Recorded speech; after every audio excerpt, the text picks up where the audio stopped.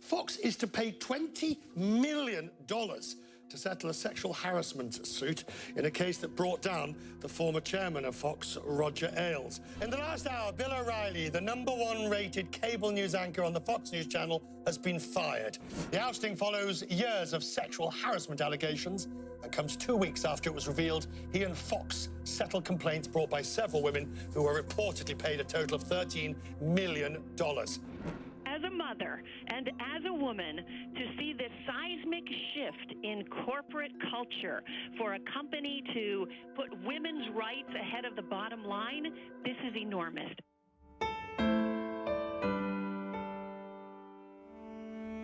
In the past weeks, though, this rallying cry, #MeToo, against sexual harassment has gone viral, and it is just simply those two words. It's good to talk about it. It's good that everybody's talking about it. I'm thrilled.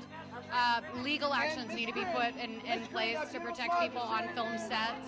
Weinstein's conduct has sparked a global conversation on harassment that affects every industry in the world. We've all worked in offices. We all know what's going on. People, generally speaking, are not so convinced this is so terrible. We all know it is individually, but the snickering, the jokes, the victim shaming. The US TV anchor Matt Lauer was fired by NBC News late last night after a complaint about inappropriate sexual behavior in the workplace. Matt Lauer was the face of the Today Show for 20 years. The show was not thinking about how to replace him. His deal wasn't up for another year. And he earns a fortune. Tens of millions of dollars, because the show makes hundreds of millions of dollars. Finally, through some conglomeration of social media, more women around, finally it is being taken seriously and not a wink, wink, nod, nod. Gloria Allred is one of the best-known women's rights attorneys in the business. She now stars in a documentary on Netflix, Seeing Allred. And she's joining me now from Los Angeles. Gloria, great to have you back on in your Allred red jacket on this International Women's Day. Let me ask you, given your span, your career covering and defending women and their rights, are you more optimistic today than you were, let's say, 5-10 years ago, or not? I am, Bianna, but I am also cautiously optimistic. I do call this the year of empowerment of women. I hope that it will be the age of empowerment of women, because women are shedding their fear. They are refusing to be silenced about the injustices that have been inflicted on them, and they are standing up, they are speaking out, they are reaching out, wanting to know, what are my legal rights? Can I do something? What can I do? And I'm informing them of the benefits and the risks of the many choices that they have.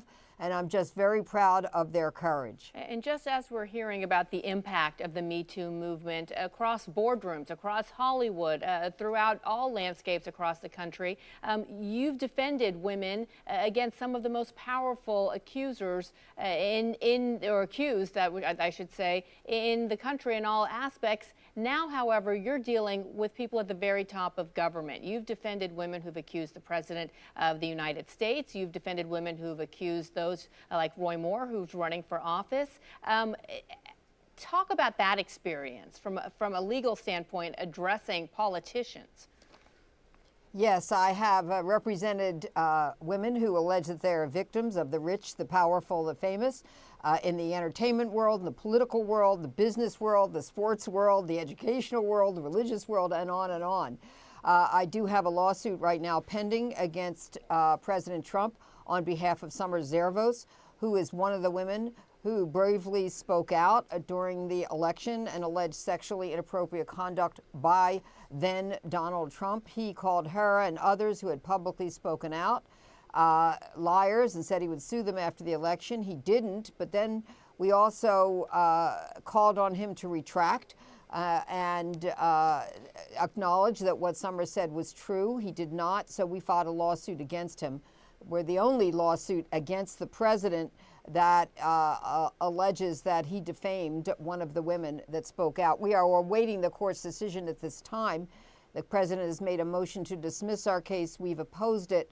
And any day now, or maybe next month, the court can decide whether we will be permitted to proceed. We think this lawsuit should be decided in a court of law not by a tweet in the middle of the night. Let me get your legal opinions on, of course, the scandal of the week, of the past few weeks, and that's porn star Stormy Daniels suing the President of the United States. We've been hearing rather conflicting responses from the administration in regards to this payment, in regards to arbitration, lawsuits, what have you. How do you think this resolves or works out? Well, I have represented literally thousands of women and have done confidential settlements for thousands of women who allege they are victims. I, of course, don't represent Ms. Daniels. This case presents many, many interesting legal issues. She, of course, alleges that because the president didn't sign the agreement that it's not enforceable, and she's filed a lawsuit on that.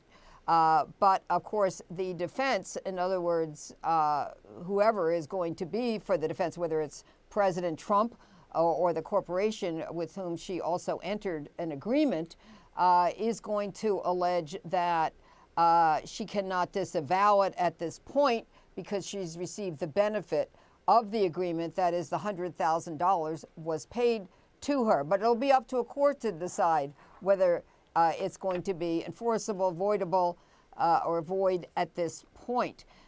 It's also going to be an interesting issue is who gets to decide. Is it going to be decided in arbitration, in a confidential arbitration, or is it going to be decided in Los Angeles County Superior Court? Because the agreement does call for everything to be decided in arbitration, but it may be that the court will also decide it. If in fact there may in fact be in the future a motion to compel arbitration that is filed in the court or as a response to her lawsuit. We'll have to see. Let's end so quickly. There are issues upon issues in this case. Right, and let's end quickly on a lighter note because you've influenced so many women in the world with your work. One who's marrying into royalty, Meghan Markle, wrote you a letter when she was 11 years old. She is someone who has been a forward-thinking feminist. You responded to her letter. Tell us about that exchange. Right, and then she talked about it at the United Nations, which Right. was a complete surprise to me and actually very thrilling.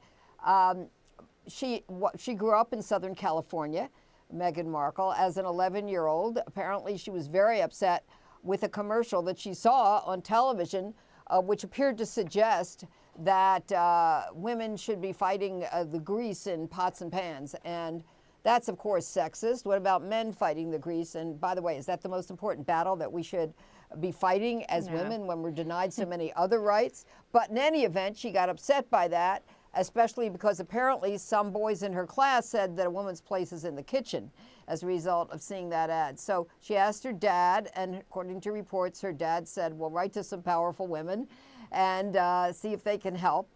So apparently she wrote to Hillary Rodham Clinton, and she wrote to me, and I did respond. I'm so happy that I did. She then went on to be able to get that changed and to get that commercial changed. That's so, fantastic, little Gloria. girls, if you're watching, you are empowered, and you can help to win change too, just like Meghan Markle And I did. promise you, my 6-year-old son will never say that his fellow female classmate should be in the kitchen washing dishes all day. I can tell you that. Great, and your 6-year-old son could fight for women's rights and girls' rights too. Exactly. They're human rights. Gloria, thank you so Right. much for joining us.